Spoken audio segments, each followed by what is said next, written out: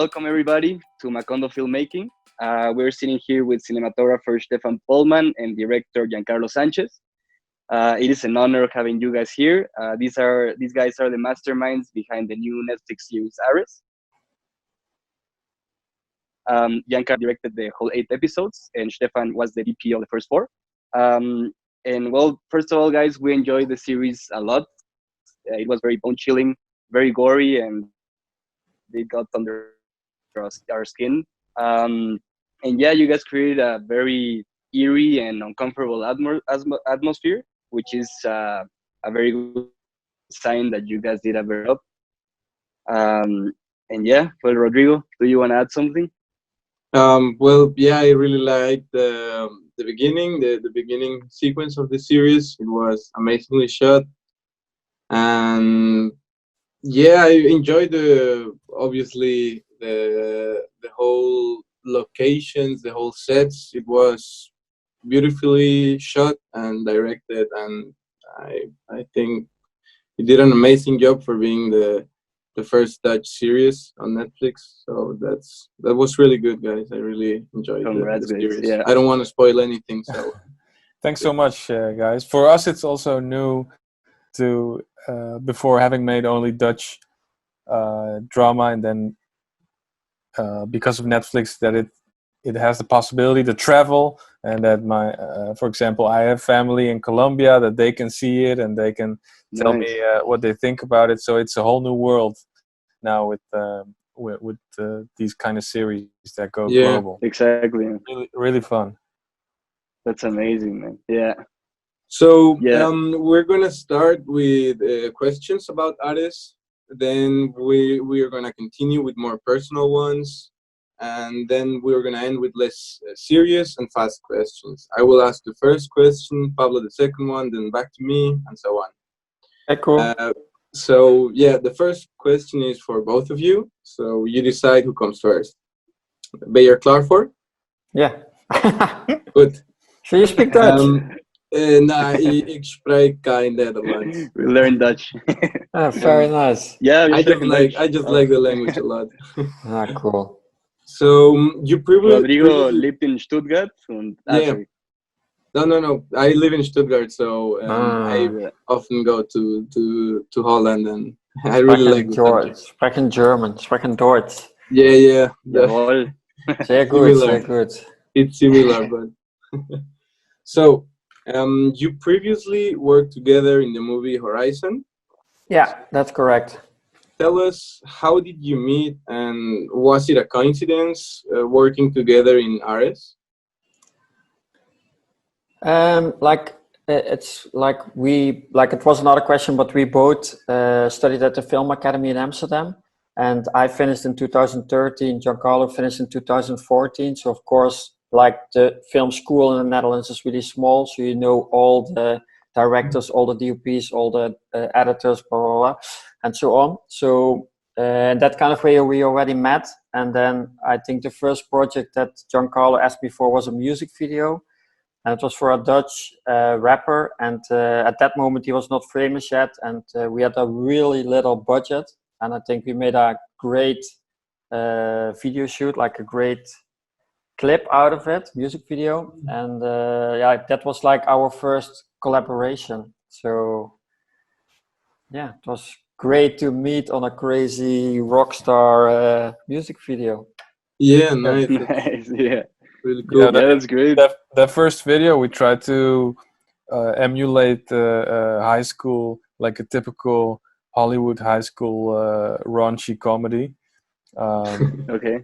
And with the girl that passes in slow motion, and I don't know, Stephan immediately got the joke, and we try to exercise a bit in that style.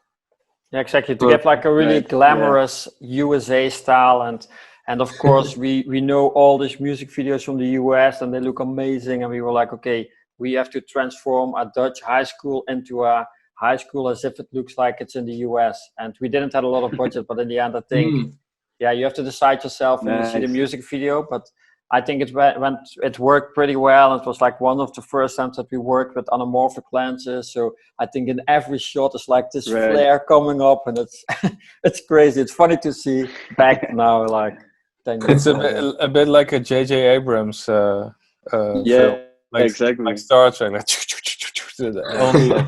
only flares. Well, nice. It's Yeah. So then after Video anywhere on you?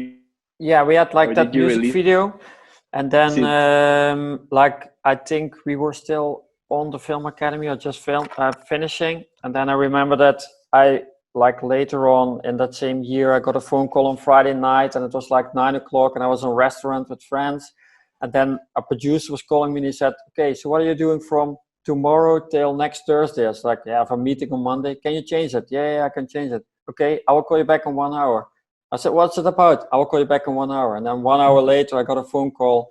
And then I spoke to Giancarlo, and they invited me to go on a trip to Los Angeles to shoot a music video there.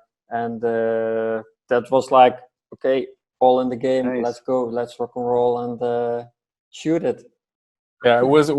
I just got out of film school, and a friend of mine, a rapper called Polska, did a track with the rapper Riff Raff, and then he's like a very eclectic, outspoken rapper in the US, and yeah, we had no treatment, we had no plan, but this.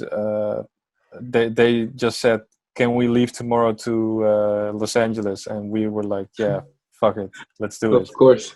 And we had to arrange visas real quickly on the airport, but we managed to get there. It was really, yeah. I got sick when I got there in LA, yeah, right? true. Yeah. Yeah. Crazy. But we managed it. And after that, you worked in the movie Horizon. You who got contacted, or how was it? Why did you work together again? Yeah, I don't know. I think we had a really good vibe on the set and a good connection. And then later on, I got a phone call from Giancarlo, like that he got this movie, he got the money for it, and he invited me if I wanted to shoot it. I was super happy to hear it, but then when we started to work on it, we were like, okay, but we never made any drama together. So like, is it going to work? Because we only made some hip hop videos. And then it was like, I don't know, it was like a really nice prep of the movie. And it was also a hard one because the script was not finished. Just 2 weeks before the shooting, the script was finished. So like we had a lot of meetings, and yeah, we were chilling together. And then Giancarlo was telling me like, okay, you were reading the script, this scene, it's going to change to these things. So it's not written down yet, but just know this is the feeling. And then like I asked a lot of questions, he gave me a lot of answer, and he spoke a lot about the feeling and the like how the actors were feeling at that moment. So in that kind of way, I made really a lot of decisions on the feeling of the actors. So to make sure that the drama that we had to explain would be correctly translated from the script towards the final movie. So that was like a nice collaboration. Yeah, congratulations! I saw you won the Golden Cup for best TV drama, so you did an amazing job. Yeah, right? so that was like super cool to have like hard working pays off in that kind of way. So it was like really nice that we did this job together, and I think we also, it was for both of us the first longer drama project, and I think we showed everyone like, okay, we are ready for it, and we can do this. So yeah, it was like it was a nice cherry on the cake. Excellent. Well, the next question, what got you excited about Ares, or what made you take on the project? For both of you is the question. I think Giancarlo should start because he was involved before me.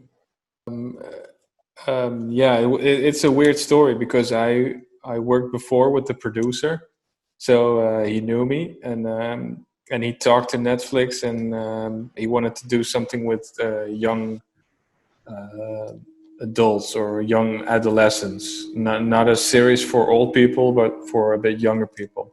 And he knew my work from Horizon, that I work with younger actors, and he told me like, would you like to do this?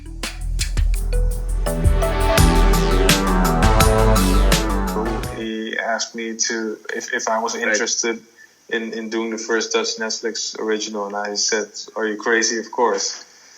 But what is the story? And he said that the story we haven't developed it yet, but we would like to do it about the elite of Dutch Amsterdam kids. And here in Amsterdam, like in the rest of the world, you've got different social structures, you know. So of course in Amsterdam, a lot of wealthy people have kids, and those kids are being put into societies, and usually those kids end up being like CEO of Shell or going to politics. In Colombia it's the same, and I can imagine in Mexico it's also the same. Yeah. That you've got these different classes, you know. So he said, what if we make a horror series out of that? And then that's when I said, okay, that could be really, really fun. And knowing that Stephan already had so much experience, I was allowed to work with him on that. So that's basically it. Perfect. Were you involved in the script also? Like, did you add to the whole story and plot points from your own experience and values? Well, the scripts were already written by Winchester McFly, which is a group, a collective of writers specialized in genre stuff. But when we were talking to the actors, we felt we could make subtle changes to it, but the core idea of kids being trapped in a society and they have to being manipulated to transform their whole way of thinking and doing evil stuff. That's what the whole group made up. So it's the producer, the writers, and the directors. Perfect. All right. So, can you tell us about the process of location scouting? Did you go with Stephan, or Stephan and Giancarlo? Did you go together? Did you go with the production designer? How was it? How did you pick the interiors, the exteriors? Well, it's maybe hard to believe, but even a series like RS is being made on a relatively small budget. So we wanted to create this world that was very traditional in a Dutch sense. Like, we wanted to reference a lot of Dutch culture and Dutch clothing and stuff, but we didn't have the money to build sets. So almost every place you see in Aries had to be scouted by Stephan and the other cinematographer. So Aries actually consists of maybe 5 or 6 different buildings in the Netherlands, and they're not even all in Amsterdam. And we had to link all these buildings together, and it was really, really difficult. And I mean, Stephan can tell you all about how meticulously we tried to stitch all those locations together. Yeah, it was like we had a location scout, Joseph, and he came up with a lot of different links. So he shared us all the time like new links, like, okay, I have this location. So then, like, the 4 of us, like Giancarlo, Michiel, and also the other DOP, Joris, we took a look at all the links, and then we already decided, like, okay, those locations we really want to see, and those locations, they are not going to work for us, like what we could judge on the photos. And then we made, like with the main producer, we made a lot of trips to all the locations. And then, like Giancarlo said, it was a really hard thing to stitch all the locations together, because we had to, like, I remember that in Photoshop, we made like kind of an image of all the locations, and we had to make a floor plan, like, okay, if this is, for example, the main floor, if they go to the basement, which building is that going to be, and which area? So, for example, we had like our old castle, but we also had a part in the studio. We had a part in a museum. We had a part in some old war bunkers. And we always had to think like, okay, if the person is coming from this side and he walks there, he's going towards that room. And then we had to connect it or by art or by light. We had to think of a dissolve, like, okay, he crosses this door, and where will he enter in the other building? And of course, because it was like Giancarlo and me, but also Joris and Michiel, we really had to make sure that we would use the same doors, because there were some shooting days that I was not on set or Giancarlo was not on set, but you had to make sure that they would use the same door, because otherwise in the edit it would have been totally lost. So, like, we had a lot of conversations about it. We also spoke a lot with our art director. And we also made like floor plans, like with like shot lists, to make sure that we would do the correct thing, because it's all like in that kind of way virtual, and we have to make it real life, and like it's one big puzzle to connect everything in the correct way. And so, for example, in the first episode, when they get in, when they have the bags on their heads and they get in the building. Yeah. That's Amsterdam. The Rijksmuseum, right? No, that's Koepelkerk. Koepelkerk. It's near Central Station. It's like it was a previous church, and now it's connected to a hotel. It's like some conference hall. But it was just a door, and when they get in, and you see the library, that's a museum in Harlem. And when they go to the tunnel, that's on a soundstage. And when they get out of the tunnel, that's the Tropical Museum in Amsterdam. Oof. Yeah, and it goes on and on. Yeah, and actually, on and on. the next question we had was if the mansion was a location, but it's actually a headache of so many different things. It's a nightmare. But it's a beautiful nightmare. It's a beautiful nightmare. It's fun to think of it, and it's fun to find solutions, and it's really nice to think of connections. Like, okay, how can we do this or with art or with light? How can we make sure that nobody is going to feel the stitch from one to another location? Because we have to make sure that you will be busy with the story. You have to look at the actors. You should not be busy which room is where, because nobody cares about that. But it has to feel natural. If they open the door, they have to enter the next place. And we just didn't choose the easy route. We chose the difficult route. Yeah, exactly.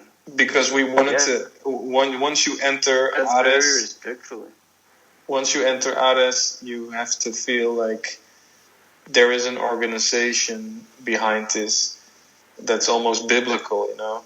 So we thought scenes. Yeah. Oh yeah, go ahead, Giancarlo.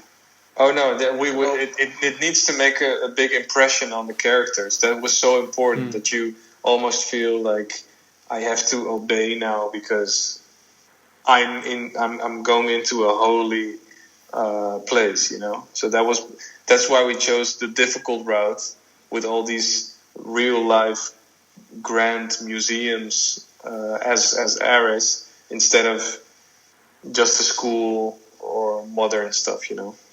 Exactly. And the scenes where all the surroundings of the characters kind of turns black and there's just a spotlight, was that a soundstage or also location? That's always on 2 locations. So when the light dims, it's on one location, and when it's black, it's on a soundstage. All right. Yeah. Yeah, it was super difficult. Yeah. It was super difficult. I know it's. Yeah. Well, that was very respectful. Also, congrats, guys. Rodrigo. Yeah. So, what was the most challenging aspect about directing Ares? Any scene in particular? Well, what I would say the most challenging was time, because we got this great opportunity to make this, but we were time constrained. The release date was already set. But that's just how some studios work and how Netflix works, so you have to play ball, you know.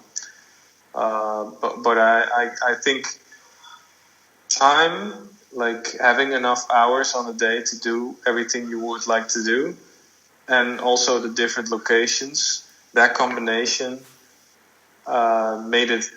I don't want to say it was Apocalypse Now, but it was. There was a moment that we thought we were being in Ares as a film crew.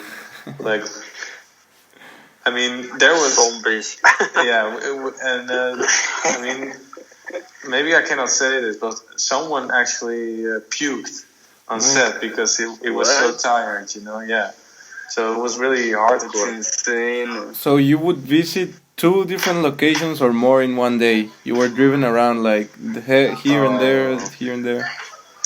I think we never did one location or one room in one day. We always traveled. Oh. Even within the main Ares house, it was always in the morning we would do the basement. After lunch we would do a room on the stairs, and at the end of the day we would do a third room. Am I right, Stephan? Yeah, it was like I think we also had, like, for example, the time that we had like the metro in the morning, and then in the afternoon we had to change again to another location. So, and then it's also like it can be totally a different script, so it can be like another episode. So you really have to switch, like, from location, but you also have to switch with the actors and all the clothes and everything. Like it's a different time, so like everything is changing at that moment. So. And how? We did take the time to do the scene in the Chinese restaurant in the first episode. We did take a lot of time because we knew that's the moment where you get to know Rosa and Jacob. And we also knew that after 15 minutes, the story was already going to go into overdrive. So we knew it was really important that you would get to know them in a good way. We wanted the actors to have the room and the space to do that scene over and over again. Yeah, but for the rest, it was a lot. Yeah. To have like a really good foundation from the actors' perspective to understand which time they are, where they are, and what's going to happen to them, because it needs to be really clear what's the connection between those two people, because that's very important in all the episodes. So if the foundation is not there, then it's going to be really tough. And that's like we had to like decide, okay, if you take a little bit more time here, you get a little bit less time there. So it was like really also with the first ED, like a lot of conversation, and with production, like, okay, we need more time here, we need more time there. For example, if you see like the party scene, but the sex scene, those scenes need more time. So even when exactly, but the sex scene is very a good example, because it's not about the scene is not designed about and now she has sex. No, the scene is designed in a way that she's in the middle and she's being trapped by these two characters of Ares, you know. Yeah. Everything is like a chess game. So even in that sex scene, it's like there's no dialogue, but there is like body language. There is Rosa, who doesn't know what the plan is of the other. Yeah, I also love guys. the colors, how the colors tell each scene. And for example, the sex scene with all red and the party scene. Yeah, it's all it's like it's going downhill from there. She's going to hell. So how many days did you shoot? Did you have time to shoot the whole series? I think in the end 54. it was, yeah, I think it was something like 54, 55, something like that. And then like I think one of the days was also mini crew, that we just had the Steadicam and the lighting guy. But it was like something like that. So I think it was like around 27 days each person, something like that. All right. Oh, sorry, each director and DOP. Like we both had like 27 shooting days for 4 episodes. Yeah. Right. Exactly. We don't recommend that. And then the post-production. Yeah, the post-production was also with a real, like, it was very tough and rough scheduled, because like there were deadlines from Netflix, and if you don't arrange these deadlines, then you have to pay a fine, and this fine is like crazy. So, like we had to make sure that everything was planned and scheduled really well, but that's also that. Like Giancarlo and me had to split up, so sometimes I was at the grading and Giancarlo was in the sound studio or doing ADR or those kind of things. Well, yeah, every time it sounds more crazy when you explain it. Well, the next question is for you, Giancarlo. How would you describe your directing style? Are you very meticulous? I don't really know. Maybe Stephan can explain it, because I do really believe in structure of story, structure of the scene, build up of the scene. Yeah. But there's so many time constraints, and the most important thing is that the actor is believable, or that the actor knows what he's doing. That Stephan and I always find ourselves in doing a version of the shot list, or a version of the mise en scène. So that's a difficult question, because we never had the luxury to actually execute our design. But that's why I always, with Stephan, think about what's the core idea of the scene. Like, we are so used to the producers telling us, oh, you guys wanted this? Yeah, it's not going to happen. We are so used to that we developed a way that we could always, even if we improvise, we know what the scene is about. We know what the scene wants to convey, and we know what the actors, what their goals are, or what their strategies are. So even though in film school you think, oh, I don't believe in this script nonsense, or I don't, you know how film students are. Yeah. But those, if you know what the purpose of a scene is, and you can communicate that with your cinematographer, then everything can go wrong, but you can create a new version of that scene. Yeah, I think that's a very nice answer on it, and I totally agree on that, because I think, yes, you when you know in your head really good what you want to tell, you're going to make the right decision. And even when you have a shot list made like really beautiful with whatever 10 shots or 8 shots for a particular scene, and then the producer comes and he says, okay, you only have half an hour. Okay, you know you're not able to shoot those 8 or 10 shots anymore. Then you have to make a different decision. And I think in that kind of way, like since we started with the music videos are always like really fast and you don't have a lot of time. You have to do a lot of stuff. You can experiment a lot. But I think the pressure that we got on the music videos to make something, to make sure it's going to look really nice or beautiful or perfect for the scene, what you want to tell, I think that's something that we collected in our backpacks and we took it to this series and then we used it. Like, we didn't use it every single day, but sometimes you have to open the backpack and you have to think, okay, what do we do?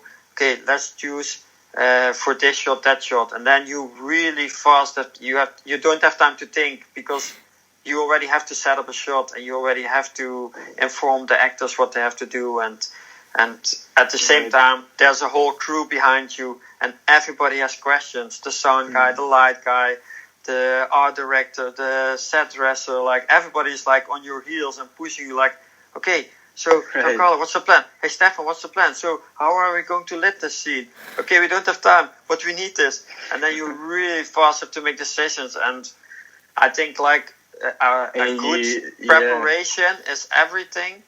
But when the shit hits the fan, then you still need to find a solution to make things work. And I think in that kind of way, like to go a little bit back to the question, I think Giancarlo is really known for like going back to the story. The story is the most important, and it's not the sound or the art or the cinematography. It's the story. When the story is not good, then it doesn't matter how beautiful it's going to look because it's in the end it's not going to change it, and you're not going to follow. You need to understand the story to fall in love with the story and to feel connected to the story. And I think that's a very nice. Like, how do you call it? Like a magician thing that Giancarlo has to make these things work. Yes. Nice. That's a great answer. I mean, that's really kind.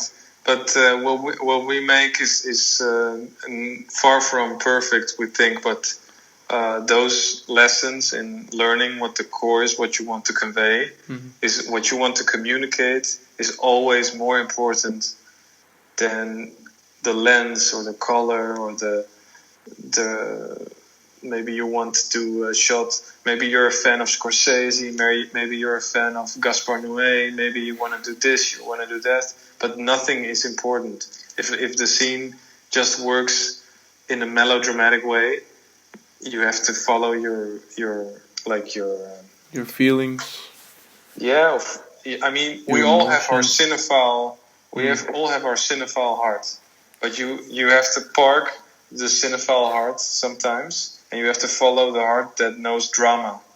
All right. Right. Yeah. So sometimes drama is the core of the story, and not cinema. So if you first follow what is dramatic, what hurts you as a filmmaker, what makes you happy, or why do you care about this character? If you follow that, you know what it is, then that informs the decisions you make in camera and sound and everything, you know. So it's intuition, right? But you have to know where that intuition comes from. So, I think if you translate it, for example, to a documentary, and if I see it from my perspective as a camera person, like if I'm going to do a documentary, I need to know what is the documentary about, who is the main character, what is the problem or the reason that we are shooting this documentary, and what do we want to tell, what do we want to show the people that are going to watch this documentary. And then you have to decide at the moment when you enter a room, you have to decide, okay, you look around and you have to make a shot of this character in a special way to make sure that the audience is going to feel this character. They need to become one with this character. And in documentary, like for example, then even when there's a director next to you, he most of the time doesn't even have your image. So you are the one that's translating the story into a framing. And in that kind of way, I think it's not only intuition, because the intuition is coming from the story, because you have a lot of conversations with your director about what is this documentary or movie or music video about, and at the moment when that's very, very clear, then you will make the right decision from your intuition. But you need to know the story by heart, because otherwise you're going to make the wrong decision. And that's sometimes, yes, you have to kill your darlings. Then there is a Steadicam, or there is a dolly, or there is a really nice light. But the story maybe doesn't need a really nice crane shot or a Steadicam shot from 10 minutes or whatever. You can, everything is going, it's really amazing nowadays what you can do with all the cameras and all the movements and all the digital cameras and the drones and all those kind of things. But sometimes it's just putting the camera on a tripod or on your shoulder and following the character is more important than to make a 360 round around the actor. Or it can be anything, but I think that's going back to the basics. What's the story about? And that's also what Giancarlo said. I think we are repeating now, but it's very important. Yeah. I mean, it's the best advice. Back to this part, it's really about that. And I think in that kind of way, Giancarlo and I find a way to deal with this, to arrange this, to have a nice way of translating the scripts into images. But we both would love to have a few more days each time when we work on a project to make it perfectly, because then we can create even better cinematography or better sound or better locations if we would have the time. But sometimes you have to make decisions so fast, and then it's good because it's working in the edit, but it could have been better. And that's something that hurts, but that's also a trigger to continue doing this work, because you know you're not there yet, because you have to climb the ladder. Yeah, but movies are never finished. They are abandoned.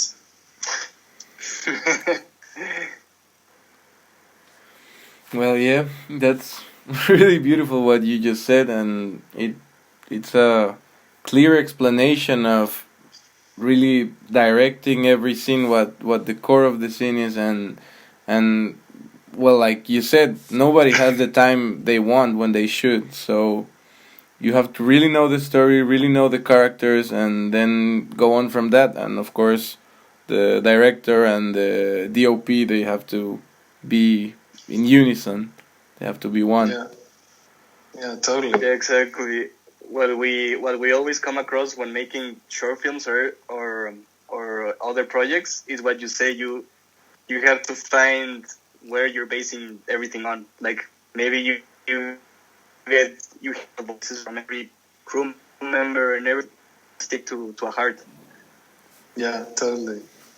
So the next question was or is if there was any pressure or what was it like to helm Ares, to be the first Netflix original Dutch production?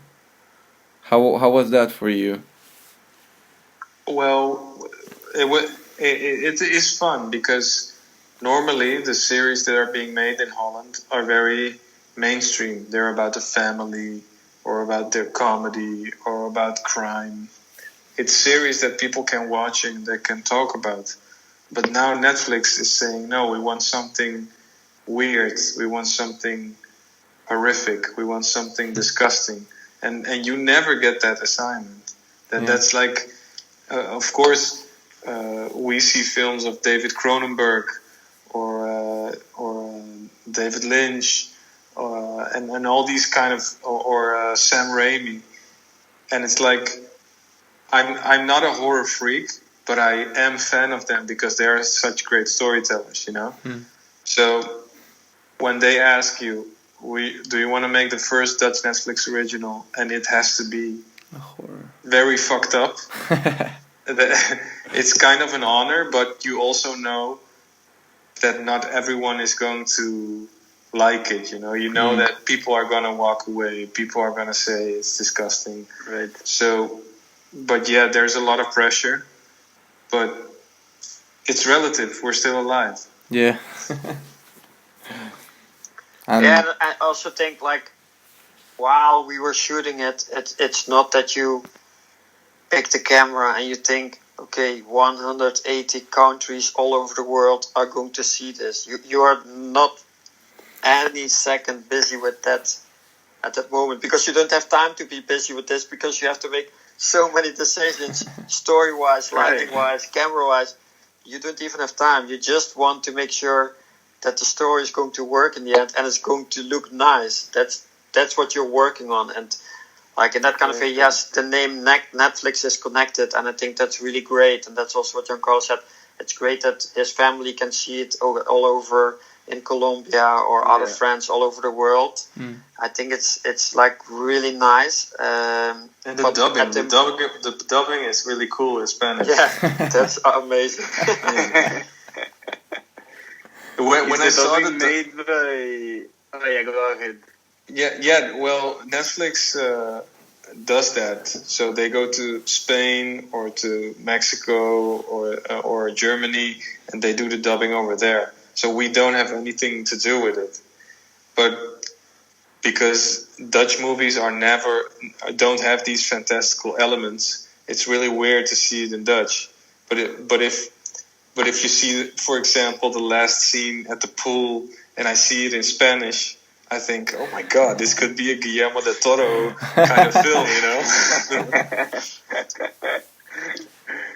Yeah, that's very cool. I have a friend in Berlin who does the dubbing for Netflix in German, and he says it's an amazing project, like bringing all other actors and everything to work on one project and from all over over the world. That's crazy. Yes, that it is weird. It's. I hope it will always be like this, because if you would tell me 10 years ago that the whole world would go crazy for a Spanish heist series, I would say no way.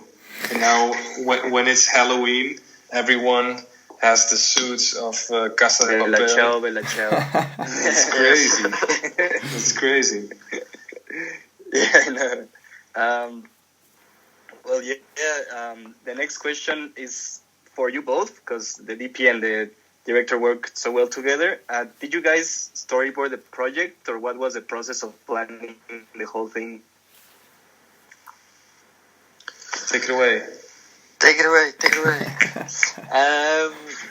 Like we had a lot of meetings together, and then we went to every written line in the script, and we thought of images, and sometimes we made like small drawings, but it was more like we had to make a shot list also to give to the assistant director, to give to the producers, because they need to know how they can schedule the day. So it was very important for them to know, okay, how many shots are you going to do in this scene and that scene, and we also had to think of time already in our mind. So we already knew, like, okay, this is a really small scene, but we don't need a lot of shots for this. So we can do it, for example, in 2 shots. And then we think, okay, what are the most important shots, isn't it?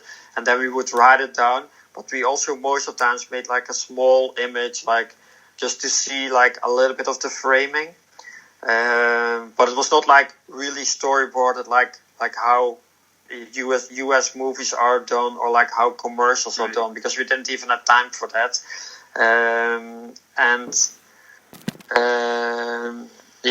Every day I made like floor plans. So I made like a top shot of the room, and I pointed all the cameras and all the directions, because I wanted to make sure that the gripper, the lighting guys, everybody knew, okay, we're going to shoot this direction, that direction, so we could all think together what would be the best range of like starting with this shot, ending with that shot. And then also Giancarlo and me, we had to fight sometimes, because in the script maybe it's like less than quarter of a page. So you would say, okay, if one page is 1 minute, then it means that this screen time is going to be like 25 seconds, for example.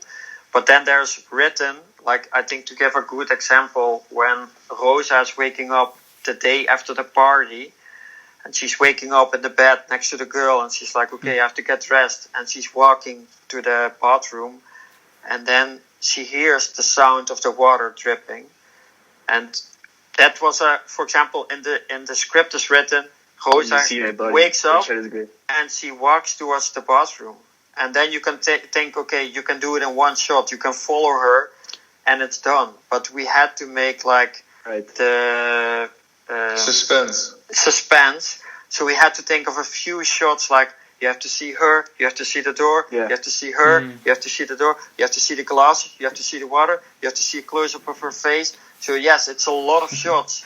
And the producers, they were like, come on guys, we don't have time for this. It's just like one little line. It's like, it's less than 25 seconds. But you're like, no man, you need suspense. This is all about suspense. So, and then I will not say what happened because maybe some people didn't saw it yet. But then another cool thing is that we always thought like, okay, of course in horror movies everything is really dark, it's really black. But then we thought like, okay, when something horrible is going to happen, maybe it should not be dark. Maybe it should be the opposite. So you won't expect something really bad. And it gives like kind of a different vibe to the whole atmosphere.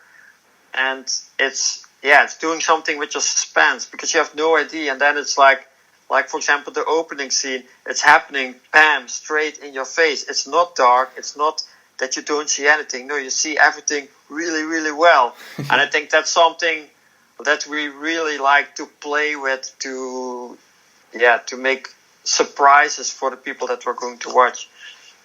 Right. My favorite episode is the 4th episode, and it's all in daylight. When they're at the house of the Hestel de Hoog. Yeah. No. The house of. When they explain the Maurits. Yes. When they have to force her to lie, and that's all shot in the old castle of the Queen of the Netherlands. Like that, like that castle is super old, and is going to be renovated. And it's even going to be a hotel afterwards. Yeah, but up until now, there wasn't many drama being shot over there. So we went there on location scout, and we saw that it was humongous, and it's weird that. I think a king in this time wouldn't want to live like that. It was like a fairy tale, you know. But man, that's where the queen lived. And they gave us permission to do all these horrific stuff over there. So that was easy to get permission to shoot in all these like really not sacred but really expensive places, really. Well, I mean, in museums, in castles, and everything. Was it difficult? Well, I think the Rijksmuseum. I think the main producer. I think it took him like almost half a year to get the confirmation that we could shoot there, because I think when we already were shooting like the first 10 days, it was still not clear if we were able to shoot in the Rijksmuseum. But we all kept pushing because we said like, we have to go there because it's like, it's the Dutch pride, and it's like, we need to tell the golden age. And the best golden age to explain this is in the Rijksmuseum, because you cannot fake a painting in the wall of someone's living room. That's not going to work. So it was in the script, but up until a few weeks before shooting, that location wasn't confirmed. All right. So did you have to change a lot of sequences or scenes to fit the production? But for other reasons, I think. The whole 4th episode has been revamped a week before shooting. The whole 4th episode was actually going to be like a lot bigger. Like it would have hundreds of extras, and it would be like a big ritual.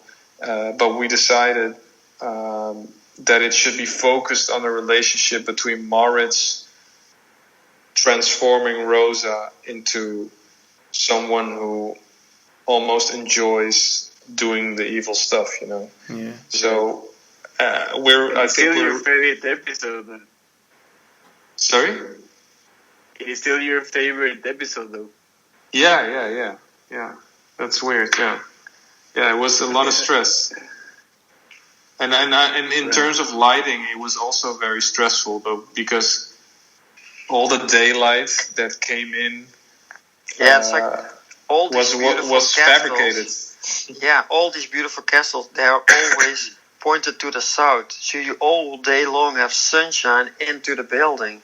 But we didn't want to have sunshine because you cannot keep it continuous, because it's going to change every few minutes. Yeah. And we wanted to have a really weird atmosphere, because it had to feel like a real place where you would be, and like a weird funeral. And that was not going to work with full sunshine going into the building and then rain and clouds and sun again. So it was a really big construction that we had to arrange there to make it work. But in the end, our lighting guy, like David Bells, I think he did a great job, because it was like we didn't have the biggest amount of money, also not for his part.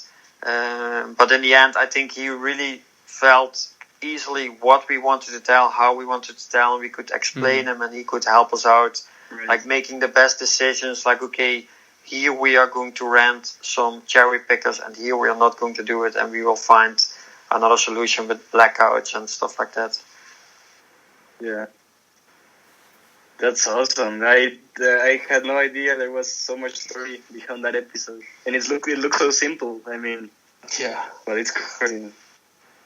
Well, I want to ask you about the opening scene. We loved it. I mean, it's very jarring. It's crazy seeing the girl commit such a gory suicide. How did the props work for that? How did you guys plan the whole gore for it? Well, we knew that we wanted the kill to be very simple, because first in the first initial idea for the opening was a girl in the middle of the center of Amsterdam, outside, like in Dam Square, which is the busiest plaza of Amsterdam, that she would lit herself into fire. Okay. That was impossible to do.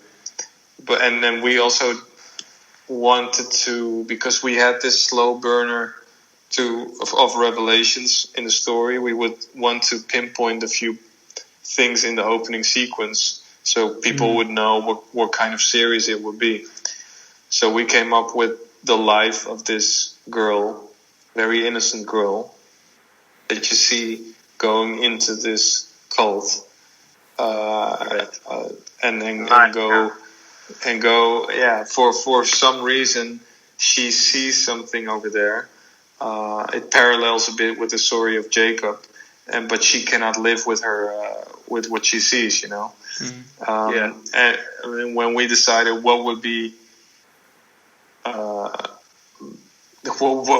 gory, what would be very ugly, is if you have this beautiful young girl that commits suicide in a very harrowing way. And because we knew that she saw something that she wanted to unsee, we came up with the scissors that she sticks in her eyes, and then the special effects guy actually came up with the gimmick of her slitting her throat. I can show you. I don't know if I have these pictures of the making of, but I can send it to you guys. It would be really cool. Thank you. That would be great. And it's also kind of funny that we made the suspense. Firstly, she gets off the stage, she picks the scissors, and then she walks towards the leader there when she's giving the class, and you also think for 1 second she's going to beat the scissors into her. Like you are still like doubting a little bit. Okay, what's going to happen? I think that's like a really nice twist in the end. Like that she's doing like it's so as expected that she's going to put it in her own eyes. It's really and shocking. I love the way you intercut the music. Like the girl, it starts with the music, and then the girl is singing the music, and the music keeps on going. That's crazy. Yeah, it's actually quite a famous old song in the Netherlands that is being respected by people from Dutch theater culture. It's sung by Ramses Shaffi, and he's like how do I say this? Like a theater guy from the 60s, 70s. But that song is never used in this way, in this irreverent way. So it was also a bit of a statement from us that like this is not your typical Dutch series. It's a genuine start for sure. Yeah, but in terms of we actually are disgracing the song by having such a harrowing hand because it's such a respected and lovely song. It's so crazy that we see the movie, like we see the series normally, but there's this whole backstory of Dutch culture and everything that will be very different for Dutch viewers. Yeah, I hope they like it. I mean, we were startled by when the series came out. All of a sudden on YouTube, people were making explanation videos about the ending, about the meaning and stuff. So nice. That's all new for us as well. That people are diving into the symbolism of it and stuff.